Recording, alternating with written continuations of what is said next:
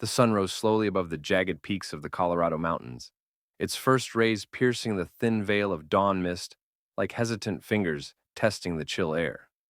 Silver Creek, a weathered mining ghost town clinging to the banks of its namesake stream in Clear Creek County, stirred to life in the muted gold light. The morning air hung cool and clean, laced with the sharp tang of pine sap, damp earth from overnight dew, and the faint, acrid bite of coal smoke drifting from chimneys. By 1885, the town's silver boom had faded after the '93 crash, but a stubborn pulse remained. Miners scratching at reopened veins for lead and war metals, families holding on amid the ruins of abandoned shafts. At the dusty heart of Silver Creek stood the sheriff's office, its timber walls silvered by decades of relentless wind and snow, as unyielding as the town's fraying sense of order. Sheriff Liam Aldridge pushed open the warped door and stepped onto the porch, boots thudding against the Saltillo planks. At 38, duty draped his broad shoulders like a familiar saddle blanket, worn thin but unbreakable. Beneath it all lingered the heavy quiet of a past etched in loss. A wife taken by fever 5 years back, a brother lost to a cave-in at the Nabob mine up the creek.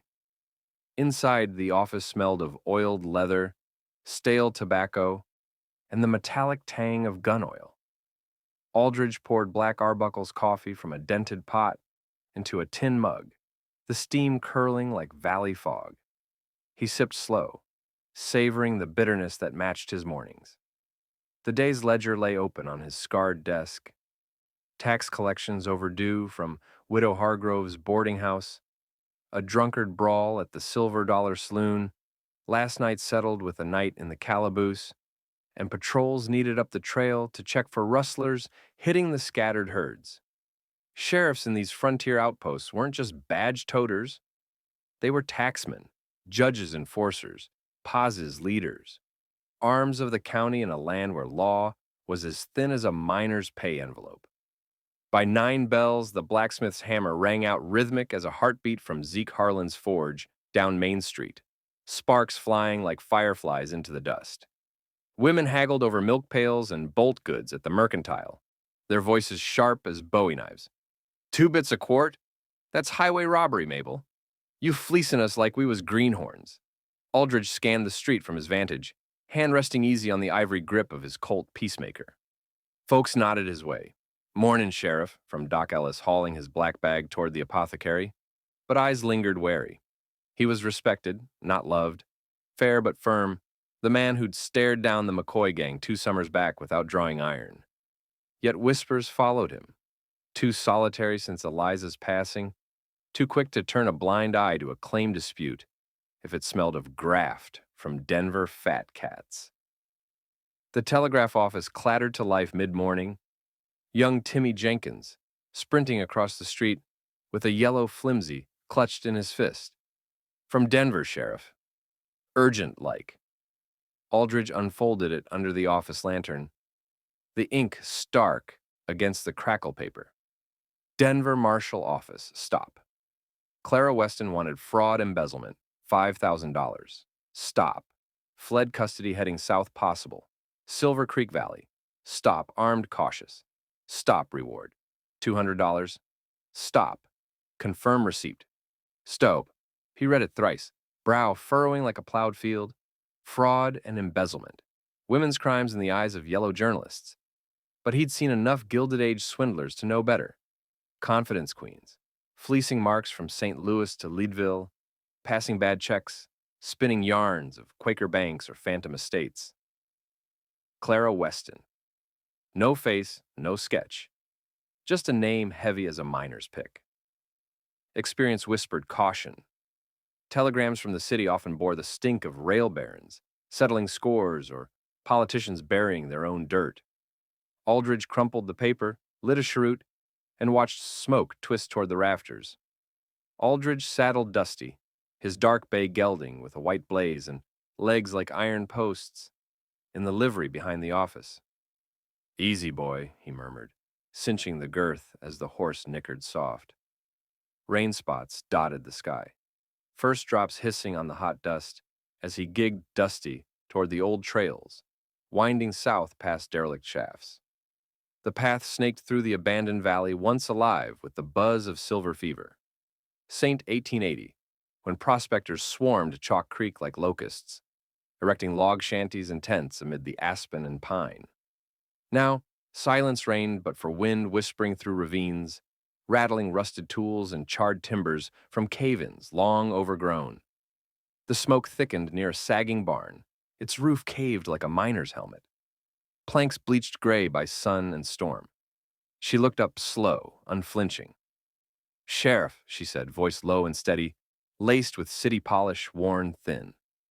No fear, just weariness. "Ma'am." He stepped in, door creaking, rain pattering harder on the roof. "Fire's drawn attention, you alone?" A nod, faint smile ghosting her lips. "Clara Weston. Been riding since moonset." Horse threw a shoe back by the ridge. He studied her, hands fine-boned, nails chipped but clean. Satchel leather tooled fancy. Initials CW, stamped faded gold. Not a road agent, nor a soiled dove. "Telegram from Denver says you're wanted. Fraud, embezzlement." Her laugh bitter as wormwood. "Their word, not truth. Banker in Denver, Harrington, cooked books, pinned it on me. His secretary, fool enough to trust. I ran when the marshals came calling. Aldridge chewed that, rain drumming a tattoo. Duty screamed arrest. Instinct stayed his hand. Town's no hideout. Come peaceable, we'll sort it." She rose, graceful despite fatigue, gathering satchel. "Lead on, Sheriff." The ride back stretched long under gathering clouds, thunder grumbling distant like a bear in hibernation. Silver Creek appeared on the horizon, rooftops glinting wet in streaks of late sun. Folks stared from porches, Mrs. Mulligan pausing her wash, Zeke Harlan mid-hammer, but none spoke. Clara rode quiet beside him, vanishing into the town's fabric like mist over the creek. One more drifter among claim jumpers and widows. At the Savannah Hotel, two-story false front with gingerbread trim peeling like old paint, Aldridge arranged a room upstairs. "Doc'll check you over. Supper's on me. Tomorrow, we wire Denver for particulars." Proprietor Mrs. Hargrove clucked sympathetic, "Poor lamb, looks half drowned." Night fell with storm's full fury, rain lashing windows like buckshot. Aldridge sat in his office, lantern guttering, rereading the telegram till words blurred. Her eyes haunted him.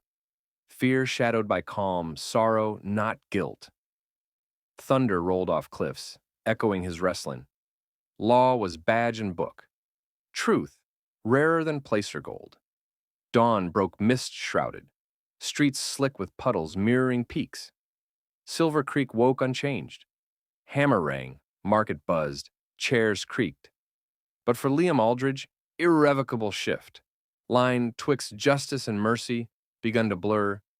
Days slipped by in Silver Creek's deliberate rhythm, the town a fragile bubble amid mountains that cared naught for man or mine. Blacksmith Zeke pounded red-hot iron into plowshares, sweat sheeting his beard as sparks danced. Shopkeepers like Elias Thorne traded gossip for goods. Heard the nabobs strike in vain again? Boys'll eat high on the hog. Children whooped through churchyard, kicking dust devils, while women mended socks by needlepoint, eyes flicking toward the hotel where the young widow kept to her room. Clara Weston claimed the second-floor corner, window overlooking Maine and the creek's silver glint. She rarely ventured out, silhouette framed against lamplight nights, scribbling letters or staring at peaks that swallowed Denver's skyline. Townsfolk spun yarns. Widow from the city, husband lost to pox. Delicate-like. Only Aldridge knew the shadow trailing her, the telegram tucked in his safe, unanswered. He'd wired Denver cautious. Weston lodged peaceable await. Particulars stop. Reply tardy, storm lines down. Nights, he patrolled foot, lantern swinging, passing her glowing pane. Thoughts circled. Her story rang true. Harrington scandals whispered even here. Bankers fleecing widows, while secretaries took fall. His own losses echoed hers. Eliza's fever. Doc's shrug. City plague, Sheriff. Nothing for it. Mercy tugged. Law pinned like a boot spur. She met eyes. Yours might, Liam. Voss? back shootin' breeze. Birds wheeled fog, world held breath, dawn kissed peaks rose gold. River hushed. They crossed together, shapes mergin' in mist. Past echoed faint as thunder, fadin'.